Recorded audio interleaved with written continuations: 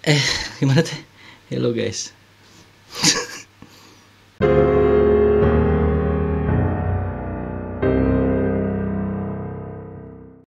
Hello guys, welcome to my channel. Gimana kabar kalian semua, sehat? Sip, mantap.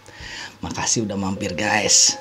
Kali ini gua mau cerita tentang sosok jagal dari Jombang guys. Dia dijuluki oleh masyarakat itu Rian Jombang. Jadi ceritanya si Rian ini lahir pada tanggal 1 Februari tahun 1978. Orang tuanya, bapaknya bernama Ahmad Sakur, ibunya bernama Kasiatun. Masa kecilku boleh bilang kurang bahagia. Aku kecewa dengan kedua orang tuaku, dengan apa yang dilakukan dengan kedua orang tua, juga semua keluargaku. Jadi aku anggap masa kecilku jarang banget aku bisa mendapatkan kebahagiaan. Aku lebih banyak diem, aku lebih banyak menyendiri, aku lebih banyak di kamar. Jadi seperti itu. Dan sejak kecil si Rian ini sudah dipesantrenkan guys. Jadi dia di pesantren di Jombang itu sampai jarang ke rumah gitu. Jadi dia di pesantren aja gitu. Masa kecilnya habis di pesantren guys. Jadi kumpulnya dengan anak-anak, ya anak-anak alim seperti itu ya. Sampai berlalunya waktu dia menginjak SMP. Di SMP ini ada suatu peristiwa yang bisa disebut merupakan titik balik perubahan dari sikap dia. Jadi ceritanya pada saat SMP itu mengadakan studi tour. Jadi ada studi tour ke Parangtritis ya. Parangtritis itu adalah daerah pantai di Jawa Timur. Di pantai itu si Rian ini nemuin boneka. Jadi ada boneka tergeletak di pasir pantai. Dia pungut tuh boneka, dia lihat, dia suka sama boneka itu. Atau apa yang disukainya gitu ya, namanya boneka terbuang di anu kan pasti butut gitu ya, tapi dia nggak tahu juga nih kenapa suka gitu. Dia serak aja terus dia bawa pulang nih boneka. Entah apa hubungannya gitu. Jadi sejak boneka itu ada di rumahnya, dia itu merasa emosinya jadi labil gitu loh. Dia jadi rada pemarah gitu. Sampai ada orang pinter di desa dia itu, kan dia di desa Jatiwates ya, itu mengatakan kalau si Rian ini harus mengembalikan boneka itu ke tempat asalnya kembali gitu. Jadi dia harus mengembalikan ke Parangtritis. Si Rian menuruti, jadi dia mengembalikan boneka ini ke Parangtritis. Setelah dikembalikan, ternyata sikap dia itu tidak berubah. Sifatnya itu tetap sifat yang keras itu ya, pemarah gitu. Setelah kejadian, setelah SMP ke atas, itu sulit untuk dikendalikan, bahkan omongan dari orang tua itu sering disalahkan. Jadi saya dengan Rian itu bicara ya apa perlunya gitu aja. Saya mulai suka melempar barang, saya suka menghancurkan barang-barang gitu. Itu sebagai pelampiasan atas apa yang saya lihat gitu. Tapi aku nggak bisa cerita gitu, karena aku nggak punya saudara banyak. Jadi semuanya aku rasakan sendiri, semuanya aku pendam sendiri. Lanjut berlalunya waktu, dia menginjak ke SMA.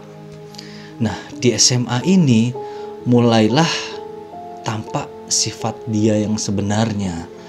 Dia itu lebih suka untuk bergaul dengan perempuan, teman-temannya perempuan. Dan kalau kegiatan ekstrakurikuler itu kan ada ya di sekolah itu, dia lebih memilih seperti kegiatan menari, seperti gitu-gitu guys. Jadi kemacuannya sebagai seorang lelaki itu nggak ada gitu loh. Walaupun di secara fisik saya kelihatan lembut, tapi di dalamnya mungkin saya lebih keras dari apa yang mereka lihat gitu.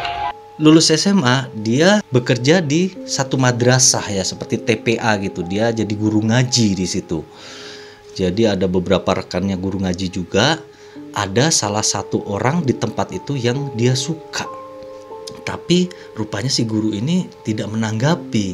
Hingga suatu hari si guru ini akan melangsungkan pernikahan dengan wanita idamannya. Mendengar kabar itu si Rian marah. Dia marah, kesel karena cowok yang dia suka itu mau menikah. Dia butuh pelampiasan guys, saking marahnya itu dia butuh pelampiasan, ingin menghabisi orang seperti itu. Kemudian si guru ini diajak ke rumahnya nih. Main ke rumahku yuk. Nah untungnya si guru ini menolak.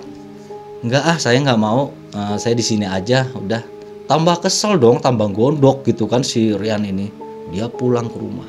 Dia pulang sambil menyimpan emosinya itu, sampai dia lihat ada orang lewat, laki-laki gitu, kayaknya kenalan juga gitu kan. Soalnya si laki-laki ini kemudian diajak ke rumah dia itu mau-mau aja gitu. Ayo main ke rumahku yuk. Nah si laki-laki ini mau, ayo gitu. Diajaklah sama si Rian ini ke kebun belakang rumah dia.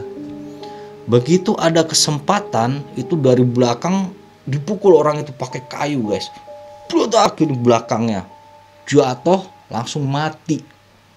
Ini adalah peristiwa pembunuhan pertama yang dilakukan oleh Rian. Hingga kemudian dia mengubur jasad laki-laki itu untuk menghilangkan jejaknya. Dia gali lubang, dia kuburkan di kebun belakang rumahnya sendiri. Setelah peristiwa itu, si Rian ini udah gak pernah lagi masuk ke tempat kerjanya lagi. Mungkin karena dia takut juga gitu ya, karena telah membunuh orang, perasaan khawatir, ketahuan. Di samping itu juga mungkin dia malu gitu sama guru yang dia suka itu kan, karena ya malu aja gitu kan untuk ketemu lagi kalau udah dicampakkan seperti itu ya. Nah akhirnya dia memutuskan untuk merantau ke Jakarta. Jadi dalam pikiran dia untuk merantau ini, dia pikir bahwa Jakarta itu kan kota metropolitan ya. Jadi mungkin kota metropolitan ini bisa menerima keadaan saya gitu. Homoseksual itu di kota Jakarta itu mungkin bisa jadi satu hal yang biasa aja, seperti itu dalam pikiran dia. Makanya dia pada tahun 2008 dia merantau ke Jakarta. Di Jakarta si Rian ini orangnya kan supel gitu, hingga akhirnya banyak relasi dia kenal banyak orang, sampai dia kenal orang gay itu dari tingkat menengah sampai tingkat atas, itu dia banyak kenalan itu orang-orang gay itu guys. Di Jakarta ini si Rian ini punya tambatan hati, dia ketemu tambatan hatinya namanya Novel Andreas. Mereka hidup bersama, mereka ngekos, jadi ngekosnya itu pindah-pindah juga gitu. Terakhir itu di Jalan Setiabudi Jakarta. Mereka terakhir ngekos di situ. Di Jakarta itu salah satu teman si Rian ini ada namanya Heri Susanto ya. Jadi si Heri ini adalah manajer marketing di salah satu perusahaan swasta di Jakarta. Pada saat itu si Rian sama si Heri ini sedang berada di apartemennya si Heri ini yang ada di Depok, di Margonda tepatnya. Lagi ngobrol biasa, bercengkrama gitu kan. Sampai suatu ketika si Heri ini ngeliat handphonenya si Rian, ada wallpaper cowok ganteng. Jadi ada wallpaper si Novel Andreas ini, pacarnya si Rian ini gitu. Si Heri ini suka. Gue kenalin dong sama cowok itu. Aduh cakep amat gitu. Mungkin seperti itu ya. Kan si Rian ngambek kan ya digituin. Enak aja lu, ini pacar gue, lu jangan macem-macem gitu. Si Heri ini ngedesek. Lu mau gitu aja. Nih ATM gue. Tuh ambil duitnya nih, pinnya. Berapa sih harganya tuh cowok? Si Rian ini tambah marah guys, digituin, harga dirinya serasa diinjek-injek gitu kan, karena mau dibayarin gitu. Emang cowok gua cowok apaan gitu kan. Akhirnya si Rian ini diam-diam ke dapur. Dia ke dapur ngambil pisau dapur yang paling gede guys. Langsung tanpa basa-basi didekatin itu si Heri, ditusuk. Cet! Matilah si Heri, tergeletak bersimbah darah. Setelah membunuh ini, si Rian itu kan bingung gitu ya. Maksudnya itu, waduh, ini gua udah ngebunuh, mayatnya dikemanain nih? Jadi kalau kemarin kan dia ngebunuh, enak aja dikubur di belakang rumah gitu, aman gitu. Tapi kalau ini di apartemen gitu kan, mau dikemanain? Akhirnya itu mayat dimutilasi, dipotong-potong kecil-kecil sampai jadi 7 bagian. Dimasukin koper, manggil taksi. Dia minta diantar ke Jalan Kebagusan Jakarta guys. Jadi dia di jalan itu, koper itu dibuang aja gitu di pinggir jalan gitu sama dia itu. Si Rian ini langsung menghubungi pacarnya si Novel Andreas. Dek, aku baru ngebunuh orang nih. Si Heri Susanto aku bunuh katanya. Waduh gimana kak? Udah kamu tenang aja. Ini dia punya ATM. Kamu kuras isinya. Ini dia menyertakan pinnya juga. Akhirnya sama si Novel ini, uangnya si Heri ini dikuras guys di ATM. Dia ambil semua uangnya sampai habis. Nah setelah dapat uang itu, mereka foya-foya guys. Mereka seneng-seneng gitu kan, ngabisin uangnya itu kan. Sementara itu setelah malam pembunuhan, keesokan harinya kan polisi mendapat laporan penemuan mayat itu. Si polisi langsung datang ke TKP, menyelidiki mayat, identitasnya nggak ada. Identitas nggak ada karena dompet segala kan udah diambil sama si Rian kan. Tapi ada sepucuk struk ATM. Jadi berdasarkan struk ATM ini polisi menyelidiki siapa mayat tersebut. Akhirnya mereka menemukan data bahwa ini adalah Heri Susanto. Kemudian polisi menyelidiki jam-jam pengambilan uang yang ada di rekening Heri Susanto melalui ATM. Setelah itu mereka mencocokkan dengan kamera CCTV yang suka dipasang di ATM itu guys, ya kan suka dipasang kamera CCTV itu. Pada jam-jam tertentu itu ada pengambilan uang yang dilakukan oleh Nova Andreas. Jadi setelah penyelidikan itu berkisar 4 hari, si polisi ini memanggil Noval Andreas. Dia menyelidiki, mendesaknya, sampai akhirnya si Noval Andreas mengaku bahwa pembunuh Heri Susanto adalah Rian. Langsung polisi mendatangi tempat kos Rian yang di Jalan Setiabudi itu. Pada saat ditangkap, si Rian ini tenang guys, senyum-senyum aja gitu, santai aja gitu kan. Awalnya dia nggak ngaku nih di kantor polisi, si Rian ini nggak ngaku gitu.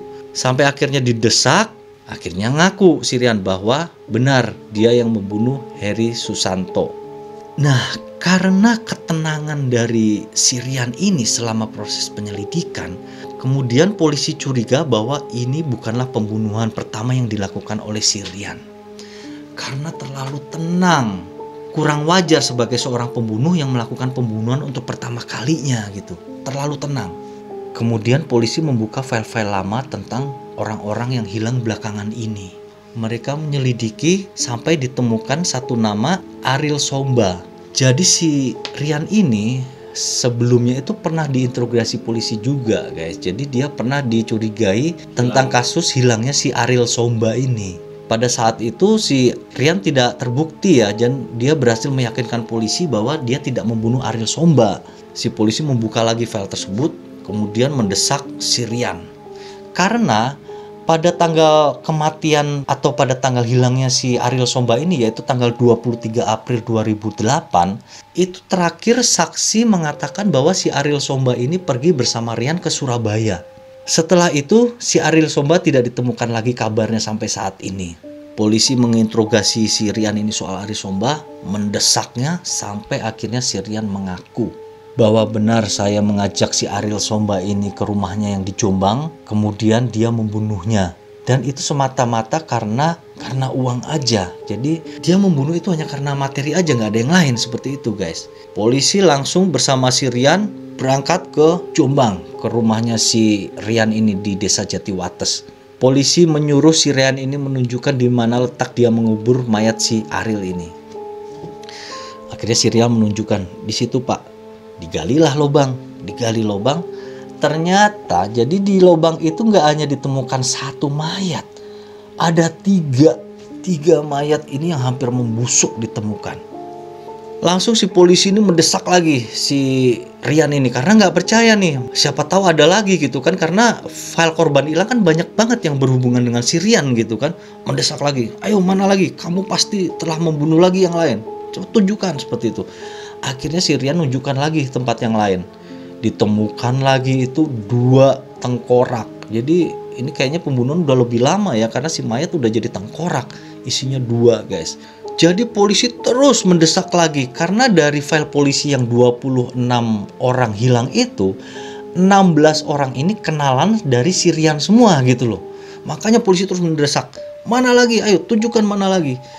Sampai akhirnya terbongkar ada 10 mayat. Di belakang rumah si Rian ini ada 10 mayat. Penggalian kubur kembali berlangsung di rumah orang tua Rian, tersangka pembunuh dan mutilasi. Jenazah Nani dan anaknya Silvi yang baru berusia 3 tahun misalnya, ternyata dipendam dalam satu liang di dekat septic tank. Bau menyengat seketika terpancar ketika tim forensik menggali lubang kubur ini. Tidak ada yang tersisa kecuali tulang belulang. Tak jauh dari kubur ibu dan anak ditemukanlah jasad Agustinus, pemuda yang hilang bersama uang 72 juta rupiah sejak Juni tahun lalu. Melangkah tak berapa jauh, polisi menggali lubang lain, tempat Zaki, sang penyiar radio, dikuburkan. Kondisinya sama, mengenaskan. Nah, setelah penggalian mayat itu, jadi itu ada 5 titik kuburan gitu ya, tempat korban si Rian ini. Si Rian ditangkap dan diadili di Depok atas tuduhan penghilangan nyawa 11 orang. Dia dijatuhi hukuman mati pada tanggal 6 April 2009. Atas tuduhan itu, si Rian ini mengajukan banding ke Mahkamah Agung, tetapi bandingnya ditolak nih pada tanggal 5 Juli 2012. Kemudian Rian tidak menyerah, dia mengajukan gerasi pada tanggal 1 Oktober tahun 2016 kepada Presiden Jokowi. Lagi-lagi ditolak. Jadi selama di penjara, si Rian ini berlaku baik ya. Jadi dia sampai ngajarin napi-napi yang lain ngaji gitu. Terus dia memang sepertinya udah pasrah gitu dengan hukuman yang dia terima gitu, hukuman mati ini. Tapi dia pernah sekali lagi meminta permohonan maaf kepada Presiden Jokowi. Pada saat itu dia menulis surat. Dia menulis surat meminta maaf, minta keringanan hukuman menjadi hukuman seumur hidup saja. Karena ibunya juga selalu menangisi dia seperti itu. Dan dia juga dalam surat itu menulis untuk meminta penundaan hukuman mati. Jadi dia ingin menebus dosanya itu dengan melakukan puasa kifarat. Jadi puasa kifarat itu adalah puasa untuk menebus dosa karena orang yang telah membunuh orang lain gitu. Jadi untuk 1 nyawa dia harus melakukan puasa selama 2 bulan penebusannya. Jadi kalau 11 nyawa itu 22 bulan. Dan menurut info terakhir yang saya terima, Presiden Jokowi memang belum menanggapi surat dari Rian ini. Hingga sampai saat ini, sampai detik ini si Rian masih mendekam di penjara Cirebon di lapas kelas 1. Menunggu gimana nasib dia selanjutnya, kapan dihukum mati, dia udah pasrah. Dan mungkin segitu dulu cerita dari saya. Semoga dari cerita ini ada beberapa hikmah yang kita bisa ambil ya. Terima kasih atas perhatiannya. Thank you and see you.